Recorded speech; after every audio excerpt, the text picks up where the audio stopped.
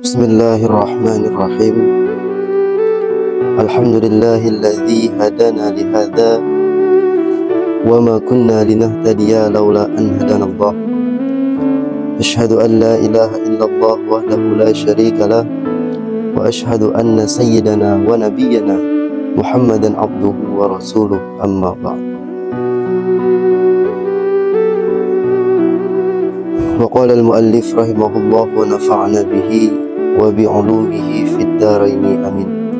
Subhanaka la ilma lana illa ma 'allamtana innaka antal alimul hakim wa tub 'alaina ya maulana innaka antat tawwabur rahim. Rabbi shrah li sadri wa yassir li amri wa hlul 'uqdatam min lisani yafqahu qawli, amma ba'd. Bayanu wazaifil mursidil muallim. Pasal menjelaskan tentang tugas-tugas seorang guru. Wa ahsanu ahwalihi makila. Sepaling baik keadaan guru. Sesuatu yang dikatakan oleh Nabi sallallahu alaihi wasallam, man alima wa amila wa 'allama fadzalika alladzi yud'a 'aziman fi malakutis sama. Orang yang berilmu kemudian dia mengamalkan dengan ilmu. Setelah mengamalkan dengan ilmunya, dia ajarkan kepada orang tentang ilmunya tadi, maka itu orang dipanggil aziman, hal keadaannya agung di dalam kerajaan-kerajaan langit. Jadi orang yang mulia, orang yang mendapat gelar aziman, gelar besar, gelar agung di dalam malakutis sama, yaitu orang-orang yang berilmu. Kemudian dia bisa mengamalkan ilmunya, kemudian dia ajarkan ilmu yang ia ketahui kepada manusia-manusia. Maka itulah orang yang dipanggil hal keadaannya besar. Maka jadi seorang guru itu bukan hanya sekedar mendidik, dan bukan juga hanya sekedar mengajar, tetapi seorang guru itu harus memiliki sifat yang bisa diikuti, sifat yang bisa membuat orang mengikutinya. Bagaimana yang demikian itu? Ya, kita perbaiki diri kita dulu. Kita perbaiki diri kita, baru orang mengikut kebaikan-kebaikan yang kita perbuat tadi. Maka Imam Al-Ghazali menjelaskan tugas-tugas seorang guru. Jadi seorang guru itu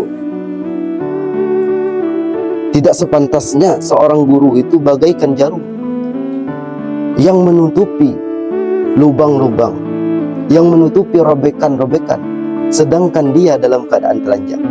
Dan tidak sepantas juga seorang guru bagaikan sumbu-sumbu pelita yang terbakar demi menerangi orang lain.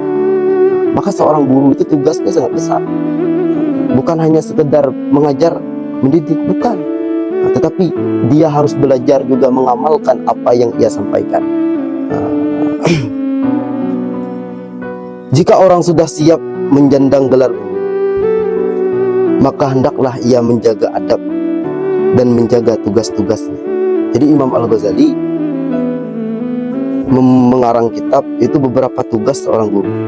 Di antara lain, tugas yang pertama seorang guru menyayangi murid dan memperlakukan murid seperti ia memperlakukan anaknya sendiri. Hal ini sesuai dengan hadis yang disabdakan oleh Nabi sallallahu alaihi wasallam, innama ana lakum kal walidi li walidih. Kata Nabi apa? Hanya saja aku bagi kalian umatku itu seperti orang tua bagi anaknya. Jadi kita seorang guru ini harus menyayangi murid kita sebagaimana kita menyayangi anak kita. Kita memikirkan masa depan murid kita, bagaimana murid kita menjadi terdidik, murid kita menjadi orang-orang yang baik, orang-orang yang berguna bagi bangsa dan negara. Di antara cara menyayangi murid itu dengan mendidiknya dengan akhlak yang baik, akhlak yang mulia, tanpa mengharap imbalan apapun. Jadi seorang guru ini harus ikhlas, tidak mengharap apapun, apalagi mengharap dunia. Dan apabila mengajar dengan mengharap imbalan atau pembendaharaan dunia, maka itu termasuk kebinasaan yang amat besar. Jadi apabila seorang guru ini mengajarnya tujuannya untuk mendapatkan dunia, maka itu suatu kebinasaan, suatu kehancuran. Jadi wajar seorang murid menjauhi akhlak-akhlak yang baik, seorang murid berperangai dengan akhlak-akhlak yang buruk. Karena apa? Karena gurunya tadi mengajarnya tidak ada unsur ikhlas di dalam, sehingga muridnya pun tidak menerima perkataan guru. Muridnya pun tidak mengamalkan apa yang diamalkan. Maka sebelum kita mengajar, kita amalkan dulu apa yang kita sampaikan.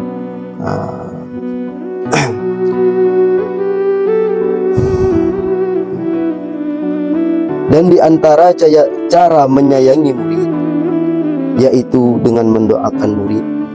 Karena doa guru terhadap murid itu pasti dijabah oleh Allah Subhanahu wa Ta'ala. Dan di antara kita menyayangi murid kita, ya kita mendoakan murid. Setiap hari kita doakan, mudahan murid-murid bisa mengamalkan ini.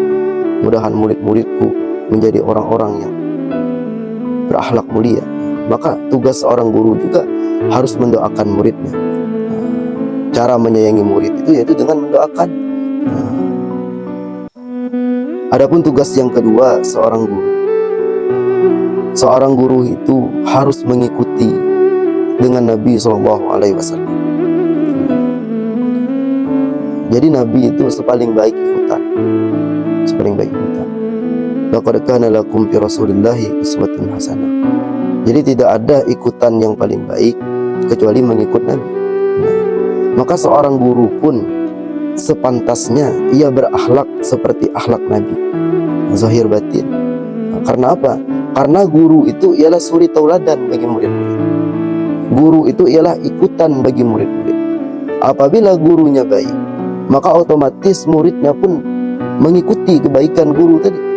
Dan apabila gurunya jahat, gurunya ingin melakukan kemaksiatan, gurunya ingin senang melakukan hal-hal yang menyalahi perintah Allah, maka muridnya pun tidak jauh beda. Muridnya pun begitu juga. Maka seorang gurunya harus benar-benar dalam menjadi suri tauladan. Maka jangan sampai seorang guru menampakkan akhlaknya, akhlak jahatnya di hadapan murid, karena gurunya ikutan bagi murid. Karena menjadi dalil murid, oh guruku juga melakukannya demikian, kenapa aku tidak?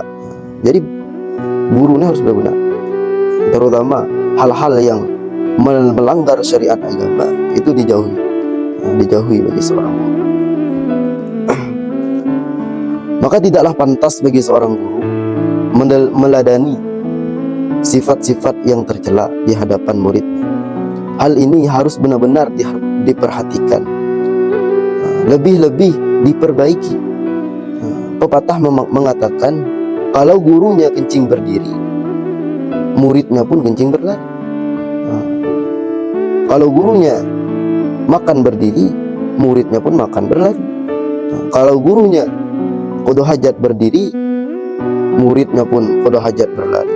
Maka jadi seorang guru harus benar-benar sepantasnya seorang guru ini dia harus mengikuti akhlak-akhlak Nabi SAW. Jadi jangan harap kita bisa menyuruh orang baik, sedangkan diri kita juga masih dikotori dengan hal-hal yang buruk.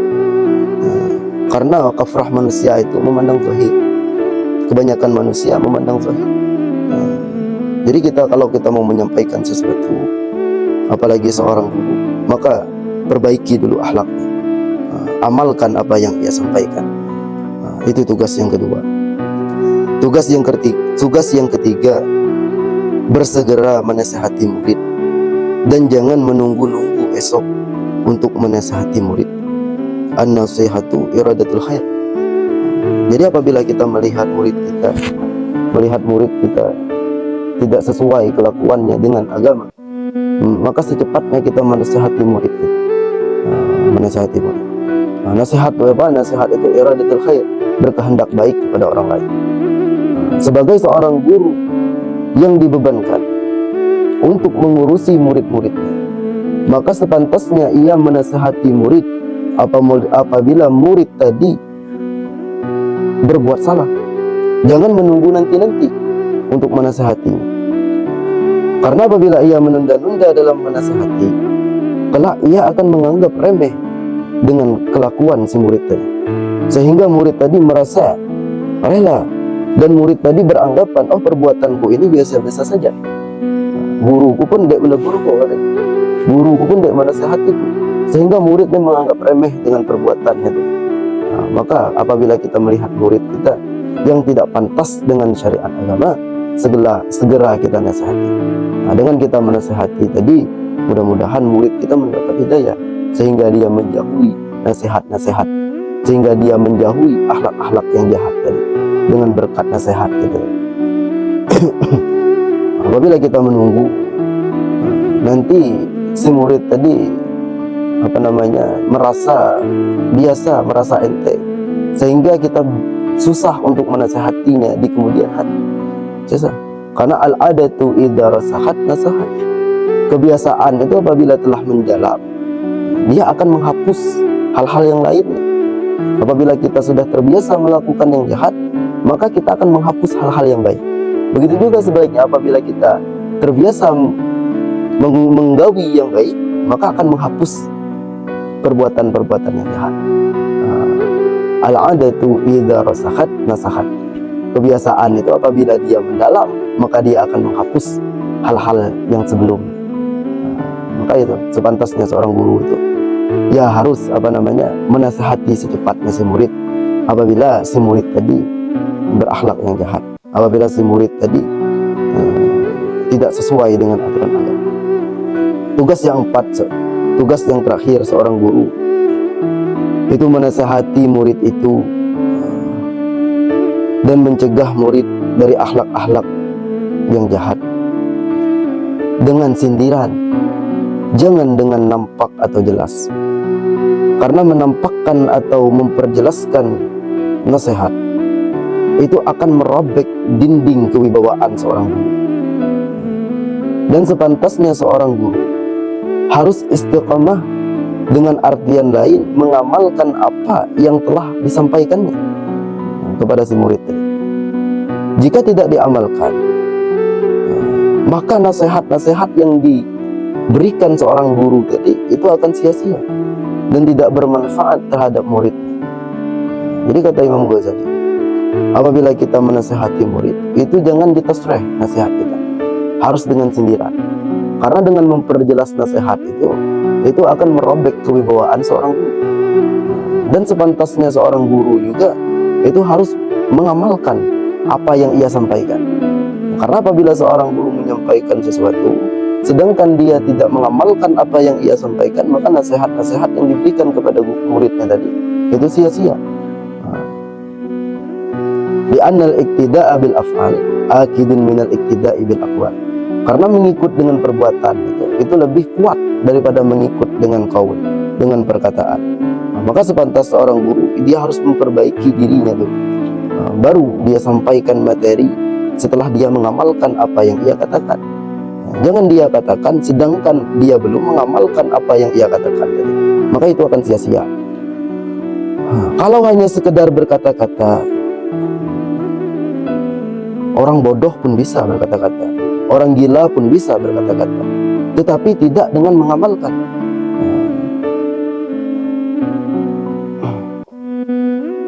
Karena belum tentu semua orang itu bisa mengamalkan apa yang ia katakan. Belum tentu. Banyak orang bisa berkata-kata, bermacam ilmu dia bisa, ilmu syariat, ilmu hakikat, ilmu tauhid, ilmu tasawuf, dia bisa, tetapi belum tentu dia bisa mengamalkan. Inilah orang-orang yang akan diazab Allah dengan azab yang sangat pedih. Wal alimu bi ilmihi lam ya'malan mu'adzabun min qabli abidin wasal. Orang alim dengan ilmunya tidak mengamalkan, maka dia akan diazab sebelum orang-orang menyembah berhala. Dan azab-azabnya pun berbeda daripada azab-azab orang-orang yang maksiat. Azab-azabnya pun pedih. Pedih. Maka inilah pesan Imam Ghazali kepada guru-guru, agar si guru tadi memperhatikan tugasnya. Karena kebanyakan daripada kita itu tidak sesuai, tidak memenuhi kategori untuk menjadi guru. Maka kalau kita sudah menjadi guru, kita pahami dulu tentang bagaimana menjadi guru, apa yang harus dilakukan. Maka ini tugas dibuat oleh Imam Ghazali. Supaya apa? Supaya kita tugas-tugas seorang guru bisa kita laksanakan. Biar tujuannya untuk apa? Untuk mendidik anak murid kita menjadi orang-orang yang baik, berguna bagi agama dan negara. Wallahu a'lam bishawab.